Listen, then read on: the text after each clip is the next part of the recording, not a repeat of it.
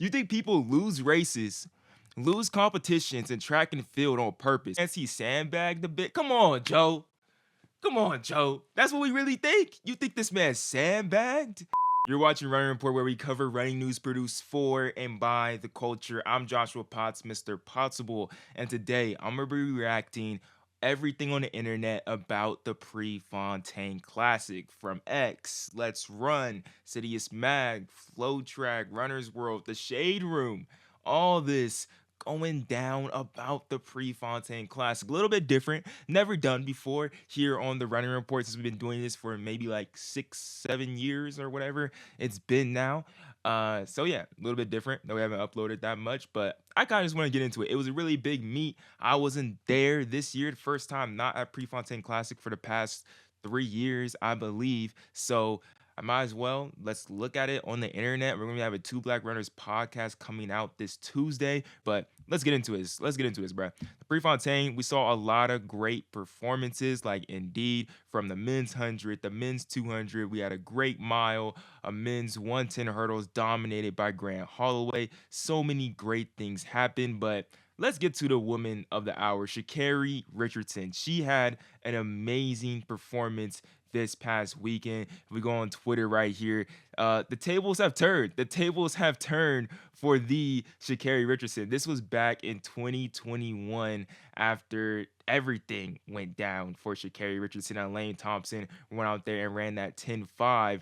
But the tables truly have turned. Now she's winning the race, world leading 10.83. A perfect picture, I have to say. This is a Sha'Carri fan page, Sha'Carri Hive. So they're definitely hyped on their girl, on their woman, I should say, bro, who really dominated the meet. You can go here on Shade Room. They even posted about Sha'Carri, and people like this person right here saying still don't like her, but carry on. Like they still believe in it. They still believe in her. Said most people don't hate her at the start of her career. She really just had an awful attitude. She worked on that and her performance, and black people are happy to cheer for her and see her win.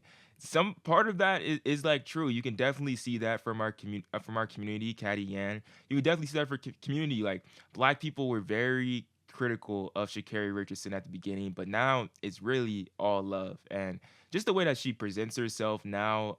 I wasn't there in the media this time for the Prefontaine Classic, but seems that she talked to a lot of people. She wasn't doing that before. So I'm just happy to see that Sha'Carri's talking to more media. She's being more involved, and like is kind of taking more on this mantle of stardom, knowing that she is the face of our sport and that she gotta talk. I like what Arnold Henry said. To see Julian Alfred perform so well in this race, I think is very encouraging. I feel like she has the potential to be the person to beat Sha'Carri Richardson this year, most definitely. Right now, after the 10.83, Sha'Carri, she's the favorite. She's the favorite to win Olympic gold. I think Julian's right behind her. She can definitely take down Sha'Carri Richardson. I'm curious to see what Sharika's gonna be really looking like when she gets really rolling and starts opening up her season more, but especially Shelly Ann Fraser Price as well. I don't know about Elaine. Like we'll see how Elaine kind of finishes out the season and starts running a little bit better, but it's not a great start for the defending Olympic champion.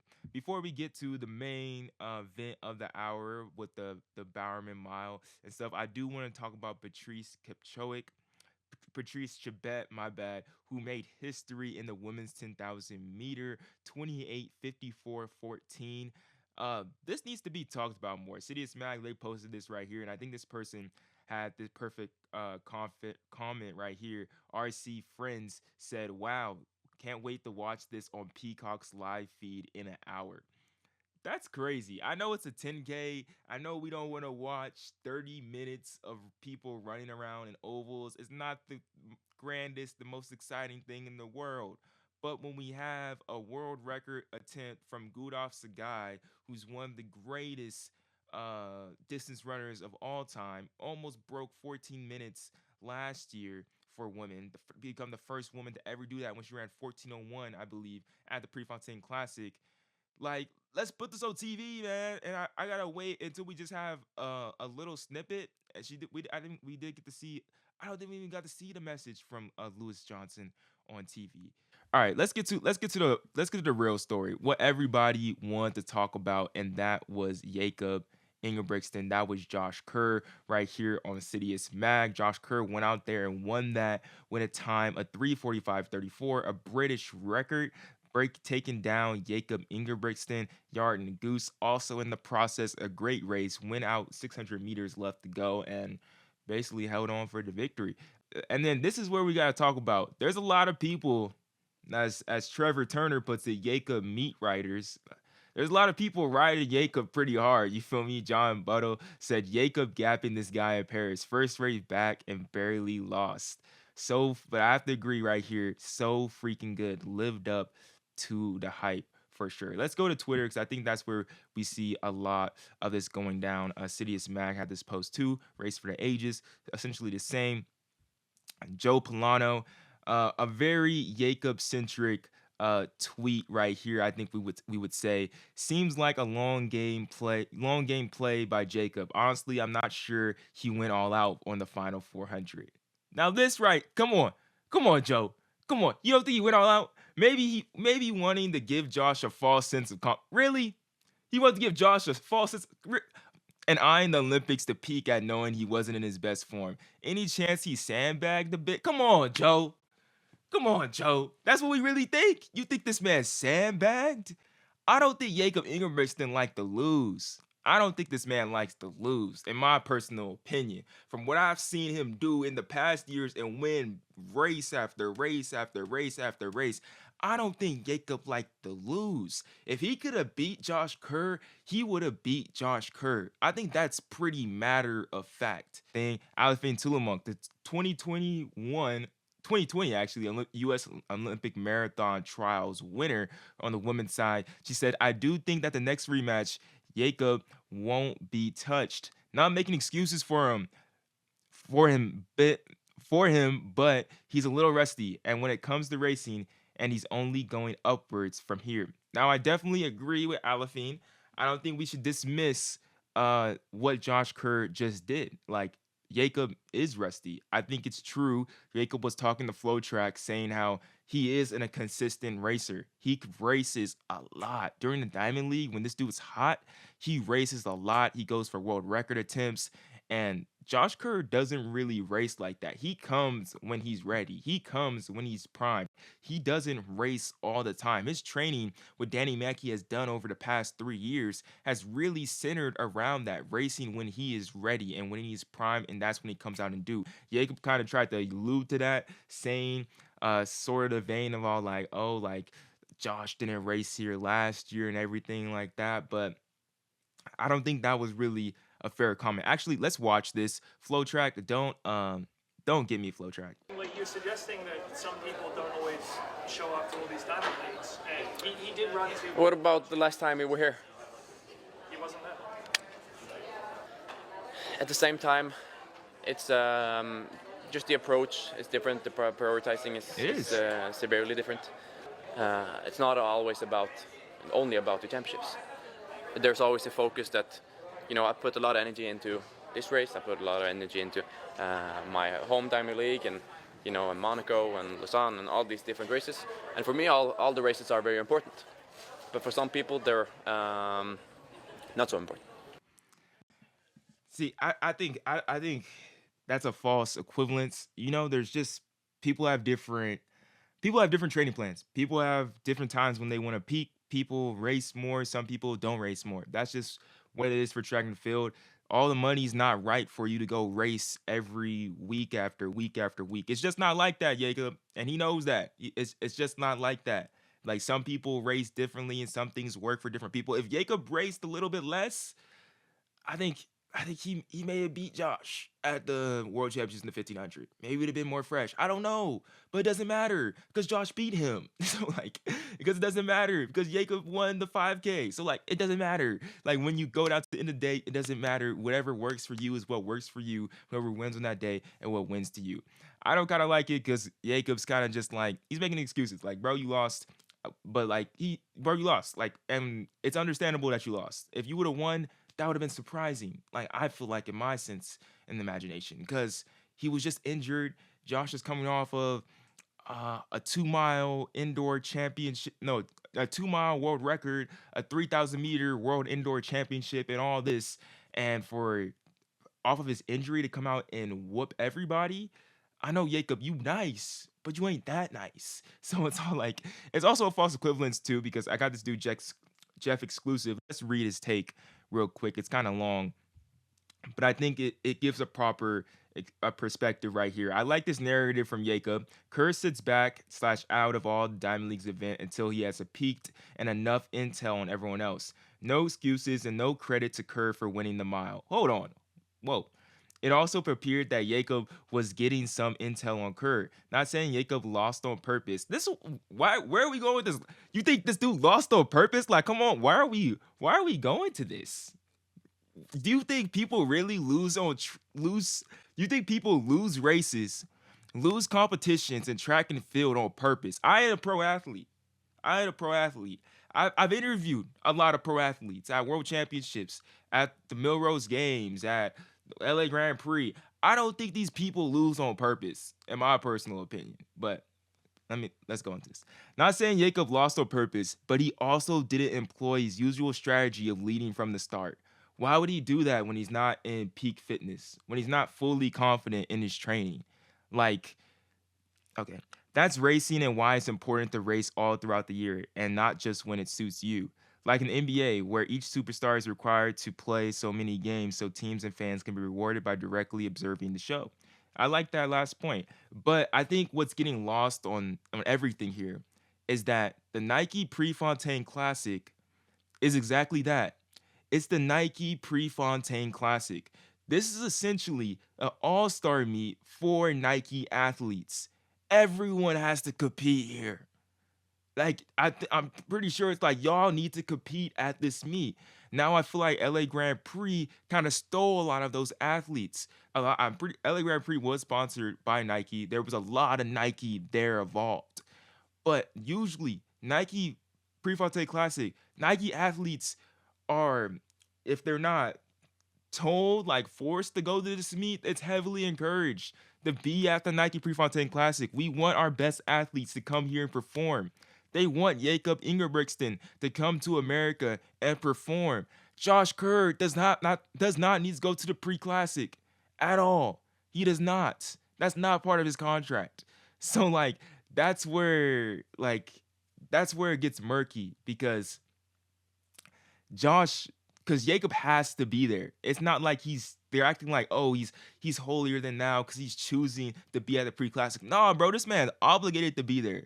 And I'm hyped on Jakob because he always shows up. He always shows up ready, even not 100%. He gets second place, runs a fast time. I'm excited for the Olympics. I'm done talking about this. I'm done. Hobbs Kessler, because I wasn't watching all this live. I seen it afterwards. I'm like, Hobbs Kessler, this man DNF'd, and this is why people low key. I'm just like, dang. I'm Connor Andrews. I'm with you. Did Hobbs Kessler dirty? They did my man dirty. Like, I can't believe this man had to really drop out. I feel sad for Hobbs Kessler.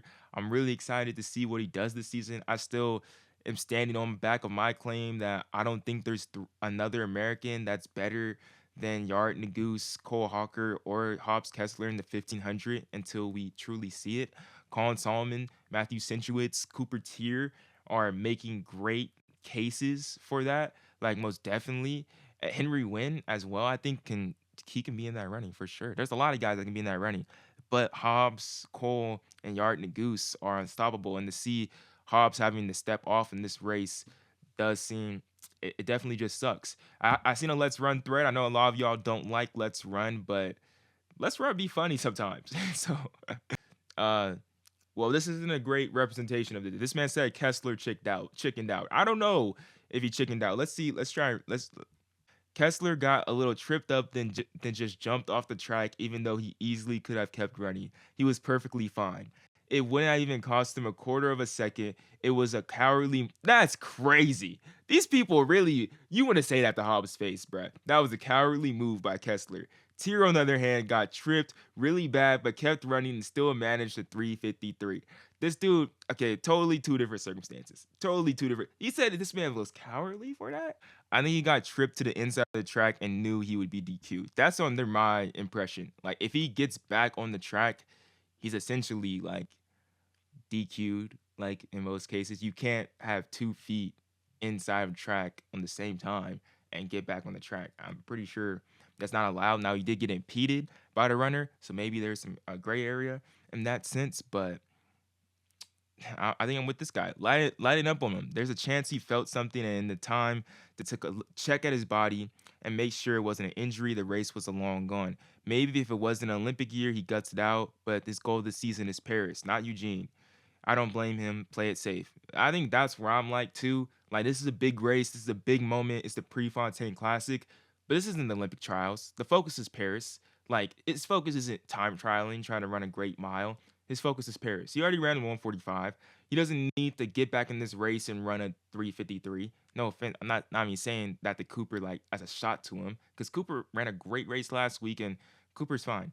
Haas would have been fine if he was stepping on the track and ran the 353. But like he doesn't need to do that. Like he doesn't. Like he knows where he's at mentally. Something bad happened here. All right, I'll get him next time. This isn't the end of the world. But I do like the fact of how much uh prestige we're put into the Prefontaine Classic. I do like the fact that Josh Kerr actually showed up the Prefontaine this year, because I think there is a certain aura to Prefontaine Classic. Become the winner at Prefontaine does lead to great things in the future. Sha'Carri getting that win, Christian Coleman winning the 100 meter, over all those are significant wins on this season that are going to lead to great things going forward, where it's great storylines as well. This is a big win. This is a big competition, a big way to really have the momentum going to the rest of your season.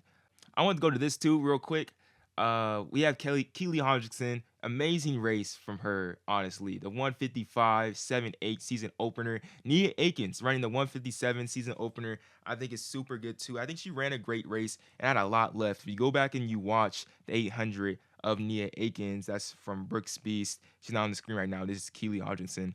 But when Nia ran that last 100, she was kind of boxed in and had to make a move in the last 100. So she had more in the tank. I think a 156 is definitely in for Nia. So medal contention could be there for the Olympics. She got to get through on U.S. Olympic trials, though, first. That's the first step for Nia Akins, though. But I think one of the coolest things from the Citius Mag post we've seen, we had this right here. Oh, we had running vibes. He said, "Is this the onesie that caused so much noise when revealed? Looks so beautiful." This is a woman commenting this, but it does look good. Like we have to admit that this came out. Everybody was concerned about the cut of the jerseys and everything. I haven't really seen the concerns. I'm not a woman. I don't know how they put these jerseys on or whatever, or what they have to go through and the insecurities or whatever it may be. But I haven't seen any concerns. I haven't heard any talk about the jerseys. The jerseys look good. They don't look too revealing. The cut looks nice. Like no one's really been talking. There hasn't been any mishaps, miscues that we've been seeing. Like this is just prime example of the internet just taking things too far. Like track fans, we could calm down for a second and let things play out. We don't have to just jump on it. I know like we're runners and we're like super disciplined and highly aggressive and in some type of ways, and just like things just alienate us just like to the 10th degree sometimes. But like we could calm down, bruh. We could calm down. You feel me? But I think that's all I really got for the Prefontaine Classic. Hope you guys kind of like this kind of video. I think this was really long, so I had to cut it up a lot. We didn't get to everything from Prefontaine. Obviously, there was so much action that did happen. Joe Kovacs with the 23:13 world leading, first guy to get over 23 meters in the shot put. Also, what we didn't get to talk about was, we talked about the women's 15, but this women's 5,000 as well. Wayne Claudia getting the Olympic standard and 14:35. Ethiopia basically having their trials, dominating this whole entire thing. That was an amazing race as well. The steeplechase was amazing, women's steeplechase. The women's pole vault is going to be interesting with Emily Grove getting that win over Katie Moon. Just less than a month away for the Olympic trials. That's going to make things interesting once we get Sandy Morris in the mix as well. Valerie Allman getting a nice victory with 67 meters.